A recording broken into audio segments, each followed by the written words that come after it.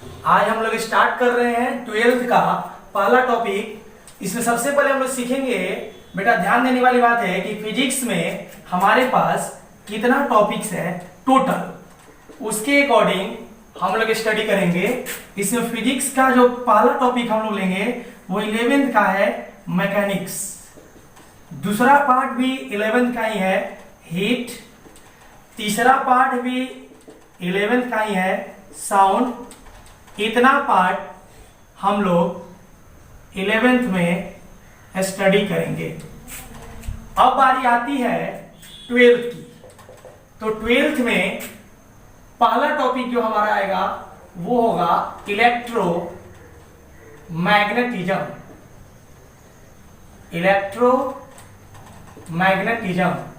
दूसरा का नाम देंगे ऑप्टिक्स। तीसरा का नाम देंगे मॉडर्न फिजिक्स। अब हम लोग 12th का जो पहला मेजर टॉपिक है उसको हम लोग स्टार्ट करने जा रहे हैं इलेक्ट्रोमैग्नेटिज्म को। इलेक्ट्रोमैग्नेटिज्म में हम लोग ध्यान से देखेंगे तो पाएंगे कि इसके पास 3 मेजर टॉपिक्स क्रिएट होता है। पहला का नाम होगा इलेक्ट्रोस्टैटिक्स। दूसरा का नाम होगा करेंट इलेक्ट्रिसिटी। और तीसरा का नाम होगा मैग्नेटिज्म। अब इलेक्ट्रोमैग्नेटिज्म जो होता है बेसिकली इसके बारे में स्टडी करेंगे। तो इलेक्ट्रोमैग्नेटिज्म जो होता है स्टडी ऑफ चार्ज होता है। स्टडी ऑफ चार्ज होता है, यानी हमारे पास तीनों टॉपिक को एक्सप्लेन करने के लिए सबसे पहले हमें स्टडी करना होगा चार्ज का, कि चार्ज क्या है। क्योंकि इलेक्ट्रोमैग्नेटिज्म का डिफिनीशन ही है स्टडी ऑफ चार्ज। अब एक बात कि चार्ज के जानने के बाद ये जानना है कि इलेक्ट्रोस्टैटिक्स क्या है, मैग्नेटिज्म क्या है, और इलेक्ट्रोस्टैटिक्स का ही एक एक्सटेंडेड पार्ट है करेंट इलेक्ट्रिसिटी। तो सबसे पहले हम लोग स्टडी करेंगे इलेक्ट्रोस्टैटिक्स का। इलेक्ट्रोस्टैटिक्स जिसको हम लोग बोलते हैं हिंदी में स्थिर वैद्युत। अगर छोटा सा डिफिनीशन इसका बनाए तो इलेक्ट्रोस्टैटिक्स में चार्ज जो होगा वो रेस्ट में होगा। इलेक्ट्रोस्टैटिक्स में चार्ज जो होगा रेस्ट में होगा। मैग्नेटिज्म की बात करें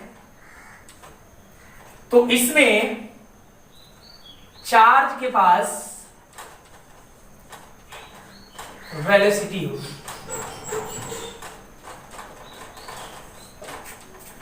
चार्ज के पास वेलोसिटी होगी। फिर से हम लोग एक बार क्लियर करें कि फिजिक्स में टोटल हमारे पास 6 टॉपिक्स पढ़ने होते हैं, जिसमें हम लोग पढ़ा मैकेनिक्स, दूसरा हीट, तीसरा साउंड। ये टोटल तीनों टॉपिक्स 11th क्लास में हम लोग को स्टडी करना है। और 3 टॉपिक्स का स्टडी हम लोग करेंगे 12th क्लास में, जिसमें सबसे मेजर टॉपिक है इलेक्ट्रोमैग्नेटिज्म, उसके बाद ऑप्टिक्स, उसके बाद मॉडर्न फिजिक्स। अब इलेक्ट्रोमैग्नेटिज्म में जब हम लोग तोड़े तो हमारे पास कितना टॉपिक, इलेक्ट्रोस्टैटिक्स, करेंट इलेक्ट्रिसिटी और मैग्नेटिज्म। अब हम इसको बारी बारी से तोड़ते हुए ये देखेंगे कि टोटल कितने टॉपिक्स 12th में पढ़ना है। तो अब आइए हम लोग देखते हैं कि कितना टॉपिक्स पढ़ना है। फिजिक्स में इलेक्ट्रोमैग्नेटिज्म में 3 पार्ट बता, इलेक्ट्रोस्टैटिक्स, करंट इलेक्ट्रिसिटी और मैग्नेटिज्म। लेकिन अब हम लोग देखते हैं 12th का फिजिक्स का सिलेबस। तो ध्यान देना है, इलेक्ट्रोस्टैटिक्स में दो टॉपिक आएगा, एक आएगा इलेक्ट्रिक चार्ज एंड फील्ड। फिर जब क्लास 12 का सिलेबस हम लोग फिजिक्स का देखेंगे, उसमें सबसे पहला जो चैप्टर है हमारा, उसका नाम है electric charge and field. Electric charge and field. दूसरा चैप्टर जो हमारा है उसको ध्यान से देखना है, उसका नाम है electric potential and capacitor. Electric potential and capacitor. तीसरा चैप्टर जो है हमारा करेंट इलेक्ट्रिसिटी। तीसरा चैप्टर का नाम क्या है? Current electricity. चौथा चैप्टर का जो नाम है moving charge. Moving charge and magnetism. Moving charge and magnetism. पांचवा चैप्टर है magnetism and matter. Magnetism and matter. छठा चैप्टर है EMI। EMI। E electro, M magnetic, I induction. Electromagnetic induction. सातवां चैप्टर जो है हमारा AC। AC A से alternating और C से करेंट। आठवां जो चैप्टर है हमारा EMW, यानी E से इलेक्ट्रो, M से मैग्नेटिक और W से वेव। आठवां चैप्टर के बाद नौवां चैप्टर जो है हमारा geometrical optics and optical instrument. Geometrical optics and optical instrument. और 10वां चैप्टर हमारा है वेव ऑप्टिक्स। 10वां चैप्टर हमारा है वेव ऑप्टिक्स। 11 नंबर पर आता है मॉडर्न फिजिक्स का पहला chapter dual nature of matter and photo electric effect. और 12 पर आता है एटम्स, 13 पर न्यूक्लियाई, 14 पर सेमीकंडक्टर और 15 पर कम्युनिकेशन सिस्टम। हम लोग टोटल पूरा फिजिक्स को पढ़ेंगे। अब ये नहीं सीबीएसई में ये आता है, ये नहीं आता, हम लोग को पूरा फिजिक्स पढ़ना है। और ये सारा जो चैप्टर है ये किसके अकॉर्डिंग है बेटा? ये टोटली किसके अकॉर्डिंग है? एनसीईआरटी के अकॉर्डिंग है। तो हम लोग अब स्टडी क्यों किए? हम लोग जो स्टडी किए, इस स्टडी को ध्यान रखेंगे एनसीईआरटी के अकॉर्डिंग कि सबसे पहले अब ध्यान देना कौन कौन सा पार्ट कहां से आया। ये जो दो टॉपिक है field and potential with capacitor, ये इलेक्ट्रोस्टैट का पार्ट हो गया। करंट खुद एक अपना पार्ट हो गया। और मैग्नेटिज्म का जो पार्ट है वो एक ये moving charge, magnetism and matter, electromagnetic induction, alternating current और इलेक्ट्रोमैग्नेटिक वेव को भी इसी में हम लोग रखते हैं। अगर हम इसका स्टडी करें तो इसी का एक पार्ट आता है जिसके अकॉर्डिंग हम लोग ऑप्टिक्स का स्टडी करते हैं। और ऑप्टिक्स में हमारा दो चैप्टर बनता है, geometrical optics with optical instrument and wave optics. और हमारा मॉडर्न के पास कितना चैप्टर बेटा? हमारा मॉडर्न के पास 5 चैप्टर, जिसमें पहला हमारा dual nature of matter and photo electric effect, दूसरा एटम्स, तीसरा न्यूक्लियाई, चौथा सेमीकंडक्टर और पांचवा कम्युनिकेशन सिस्टम। फिजिक्स में हम लोग टोटल 6 पढ़े, mechanics, heat, sound, electromagnetism, optics, modern. अब वो बेटा मैकेनिक्स, हीट और साउंड ये तीनों हट गया, हमारे पास बचा 3, यानी 3 का स्टडी करेंगे, इलेक्ट्रोमैग्नेटिज्म, ऑप्टिक्स, मॉडर्न। तो इलेक्ट्रोमैग्नेटिज्म हम लोग स्टार्ट किए। इलेक्ट्रोमैग्नेटिज्म बेसिकली होता क्या है? The branch of physics, physics का ऐसा ब्रांच इन विच, जिसमें वी स्टडी, हम लोग स्टडी करते हैं अबाउट चार्ज, यानी किसके बारे में स्टडी करते हैं बेटा? चार्ज के बारे में स्टडी करते हैं। उसे हम लोग इज कॉल्ड कहते हैं इलेक्ट्रोमैग्नेटिज्म। अब इलेक्ट्रोमैग्नेटिज्म को अपने 12th के अकॉर्डिंग बांटे, तो हम लोगों ने बांटा इलेक्ट्रोस्टैटिक्स, करंट इलेक्ट्रिसिटी और मैग्नेटिज्म। अब इसको जब हम लोग तोड़ेंगे बेटा, तो आप जब पीछे का आप देखे होंगे, पीछे हम बताए कि इलेक्ट्रोस्टैटिक्स में 2 पार्ट, यहां पर फील्ड पोटेंशियल विथ कैपेसिटर, यहां फील्ड पोटेंशियल विथ कैपेसिटर, और ये अकेले तो 2 और 1 3, और इसके पास 5। कौन कौन? मूविंग चार्ज और magnetic matter, electromagnetic induction, alternating current और इलेक्ट्रोमैग्नेटिक वेव। तो 5 और 3 8। इलेक्ट्रोमैग्नेटिज्म में एनसीईआरटी के अकॉर्डिंग हम लोग 8 चैप्टर का बेटा क्या करेंगे? स्टडी करेंगे। और स्टडी करते समय अब हम लोग पहला टॉपिक इलेक्ट्रोस्टैटिक्स को स्टार्ट करते हैं। तो इलेक्ट्रोस्टैटिक्स होता क्या है? The branch of physics, physics का ऐसा ब्रांच इन विच जिसमें we study about charge at rest, जिसमें हम लोग चार्ज के बारे में स्टडी करेंगे, लेकिन चार्ज हमारा बेटा किस में रहेगा? रेस्ट में रहेगा। और जब रेस्ट में चार्ज रहेगा तो एक फील्ड क्रिएट करेगा, जिसका आगे चल करके हम लोग नाम देंगे इलेक्ट्रिक फील्ड। तो अब सबसे पहले कहानी आ जाती है चार्ज की। तो चार्ज की कहानी से ही हमारी इलेक्ट्रिक करंट या इलेक्ट्रिसिटी की दुनिया स्टार्ट होती है। अब चार्ज की कहानी, तो आप जब एनसीईआरटी का पहला टॉपिक को जब आप स्टार्ट करोगे पढ़ने के लिए, तो आपको मिलेगा कि ईसा के जन्म से 2600 वर्ष पहले, 2600 वर्ष पहले ग्रीस यानी यूनान के जो बहुत ही महान दार्शनिक थे, थेल्स, जिसको हम लोग 10th क्लास में थेल्स थ्योरम पढ़े हैं, थेल्स महोदय ने चार्ज के बारे में पता लगाया, और वहीं से हमारा इलेक्ट्रिसिटी की दुनिया क्या हो गई? स्टार्ट हो गई। इलेक्ट्रिसिटी की दुनिया हमारी क्या हो गई?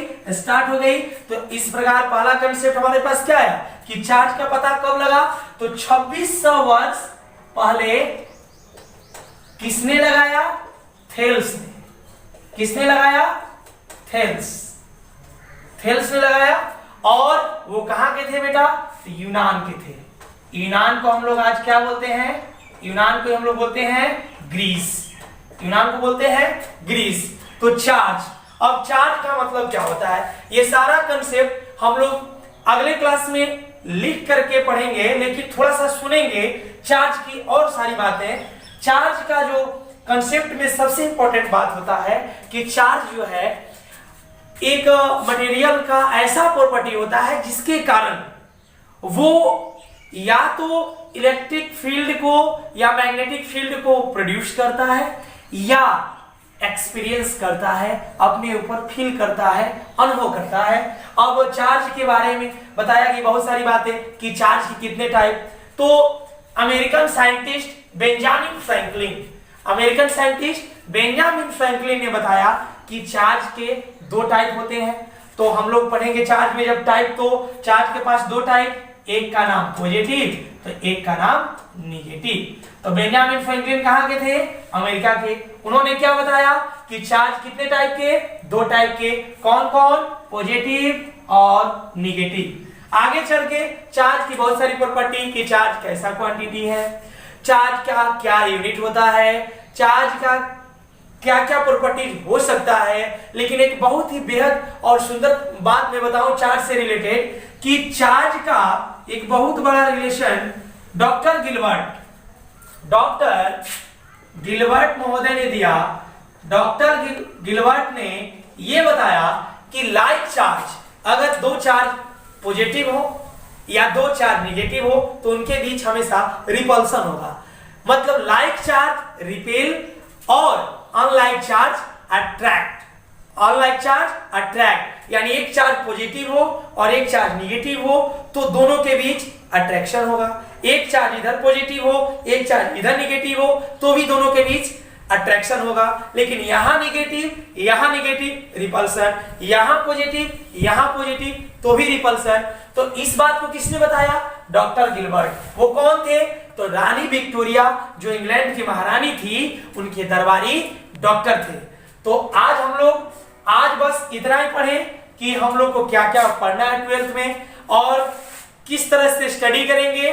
हमको ये बात को भी नहीं मेंशन करना है कि हम बिहार बोर्ड का स्टडी कर रहे हैं कि सीबीएसई का कर रहे हैं। हमें इस बात का मेंशन करना है कि हम फिजिक्स का स्टडी कर रहे हैं। और ये लॉकडाउन जो चल रहा है, इस लॉकडाउन को थोड़ा सा फायदा उठाना और धैर्य रखना है। और ये इस चीज को समझिए कि something is better than nothing.